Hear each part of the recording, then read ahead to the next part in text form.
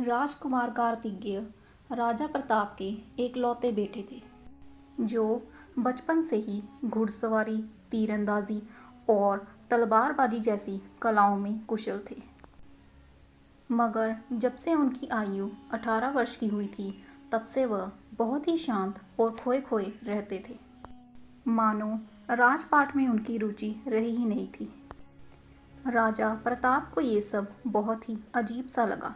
उन्होंने राजकुमार से बात करने की बहुत कोशिश की, मगर राजकुमार किसी की बात सुनते ही कहाँ थे। राजा प्रताप ने 1 वर्ष तक राजकुमार का कई वैद्यों से इलाज करवाया, मगर उनके व्यवहार में कोई भी सुधार देखने को नहीं मिला। राजा प्रताप ने सोचा क्यों ना राजकुमार की शादी करवा दी जाए, ताकि नई जिम्मेदारी पड़ने से वह पहले जैसे जिम्मेदार और राजपाट में रुचि रखने वाले राजकुमार बन जाएं। राजा प्रताप ने राजकुमार की शादी हीराबाई से करने का फैसला लिया, जो कि उनके मित्र राजा भारमर की पुत्री थी। हीराबाई बहुत ही गुणवान और दरियादिल राजकुमारी थी, जो तलवारबाजी और घुड़सवारी जैसी कलाएं बखूबी जानती थी। अगले ही सप्ताह धूमधाम से राजकुमार कार्तिकेय की शादी उनकी मर्जी के विरुद्ध राजकुमारी हीराबाई से करवा दी जाती है। शादी की रात हीराबाई और राजकुमार आराम से सो रहे होते हैं। तभी अचानक हीराबाई की आंख आधी रात को खुलती है और वह राजकुमार को कमरे से बाहर जाता हुआ देखती है।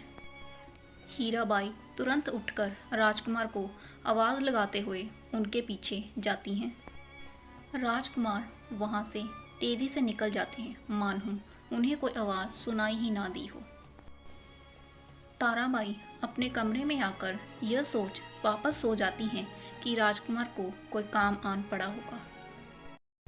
अगली सुबह हीराबाई महल के पीछे वाले बाग में टहल रही होती हैं। अचानक उनकी नज़र राजकुमार पर पड़ती है, जो कि तालाब के पास बहुत ही उदास बैठे होते हैं।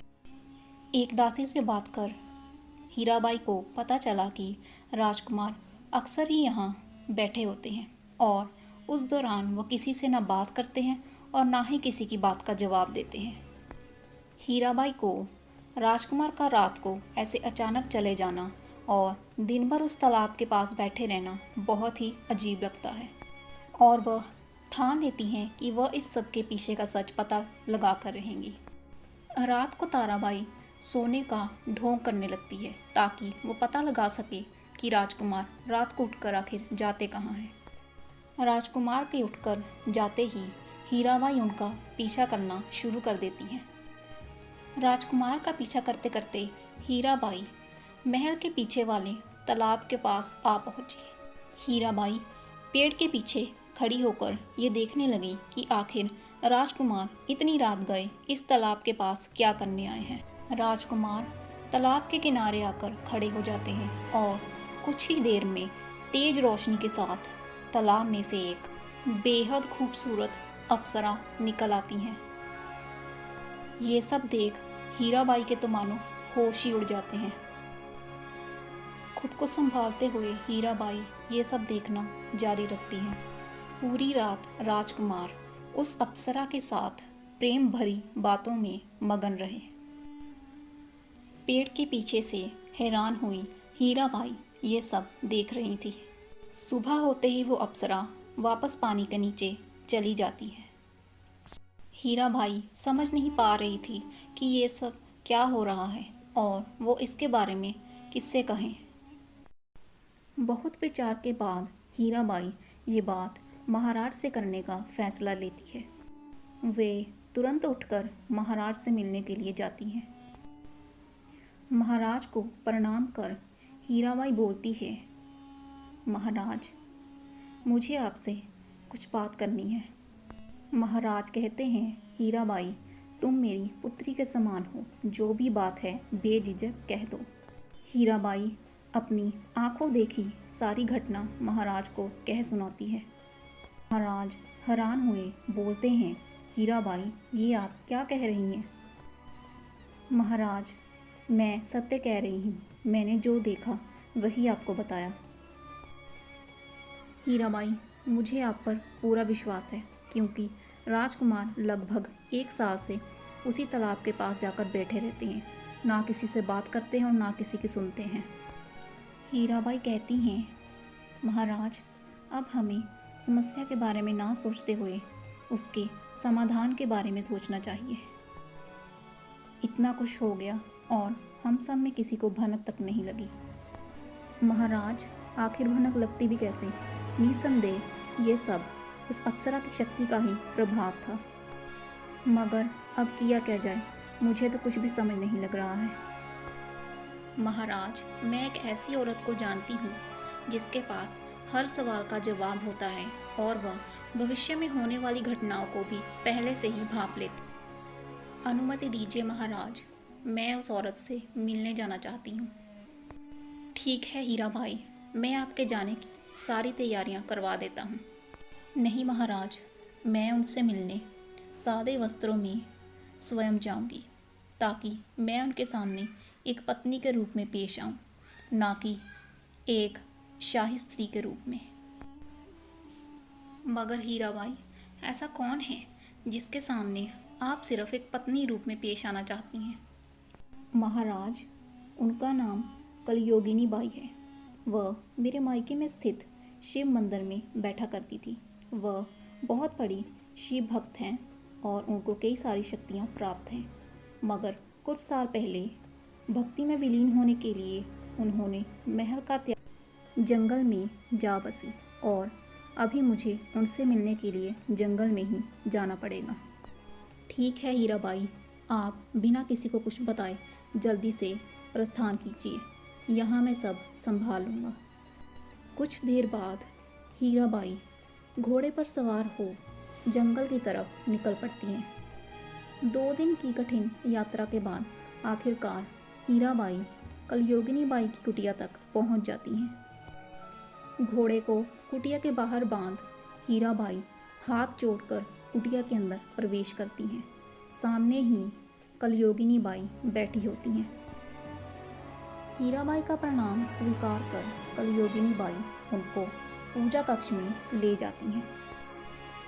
कलयोगिनी बाई कहती हैं, हीराबाई, मैं जानती हूँ कि तुम यहाँ क्यों आई हो और बिना वक्त ज़ाया करे मैं तुम्हें बता देना चाहती हूँ, राजकुमार जिस अप्सरा से मिलते हैं वो कोई साधारण अप्सरा नहीं बल्कि एक श्रापित अप्सरा है। वह अप्सरा पानी के मार्ग से होते हुए अलग अलग दिशाओं में जाकर राजकुमारों की खोज करती है और उनको अपने चंगुल में फंसाकर उनकी पूर्णिमा की रात को बलि दे देती है।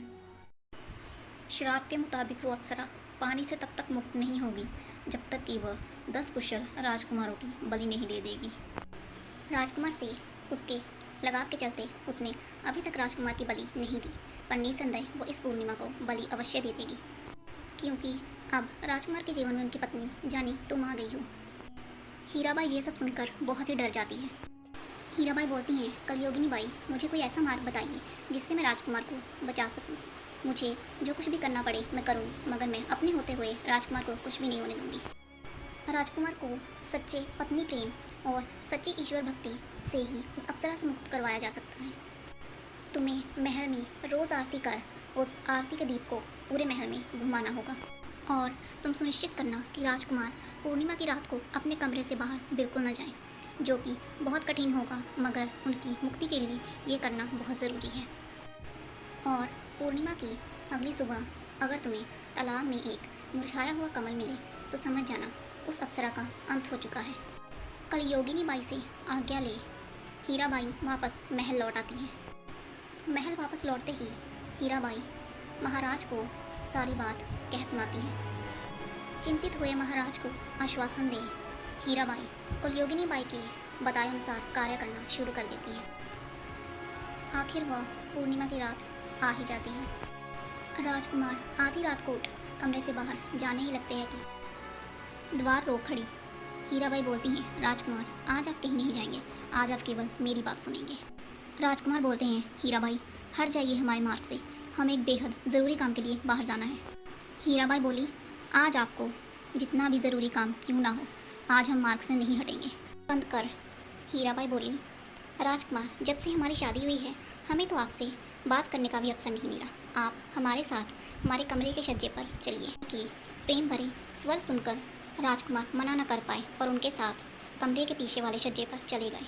तभी वो अप्सरा भी पानी से बाहर आ जाती हैं और राजकुमार को वहाँ ना पा बेहद क्रोधित हो जाती है। क्रोध से जल रही अप्सरा पानी से बाहर आने का प्रयास करती है, मगर श्राप के चलते वो ऐसा नहीं कर पाती। राजकुमार तो हीराबाई के साथ प्रेम भरी बातें और हंसी ठिठोली में मगन होते हैं। यह सब देख वह अप्सरा अपने जादू का प्रयोग कर राजकुमार पर हमला करने की कोशिश करती है, मगर हीराबाई के सच्चे पत्नी प्रेम और भक्ति के आगे उसका एक भी जादू नहीं चलता और द्वार पर टकराकर वहीं खत्म हो जाता है। वह अप्सरा अपना आपा खो चुकी थी और दूसरी तरफ राजकुमार हीराबाई का हाथ पकड़ सो जाते हैं। रात बीतती जा रही थी। चांद के मिटने के साथ साथ ही वह अप्सरा मूर्छित हो तालाब की गहराई में समा जाती है। सुबह होते ही हीराबाई तालाब की तरफ ये देखने जाती है कि कलयोगिनी बाई के द्वारा बताया गया कोई फूल वहाँ है भी या नहीं, और हीराबाई को वह मुरझाया कमल का फूल दिख जाता है। उधर राजकुमार भी महल के कागजाती काम में लगे हुए थे। हीराबाई बेहद खुशी के साथ दरबार में आती हैं। महाराज बेहद खुशी के साथ हीराबाई का धन्यवाद करते हैं, जिस पर हीराबाई मुस्कुराकर कहती हैं, महाराज धन्यवाद कैसा, मैंने तो केवल अपना पत्नी धर्म निभाया है।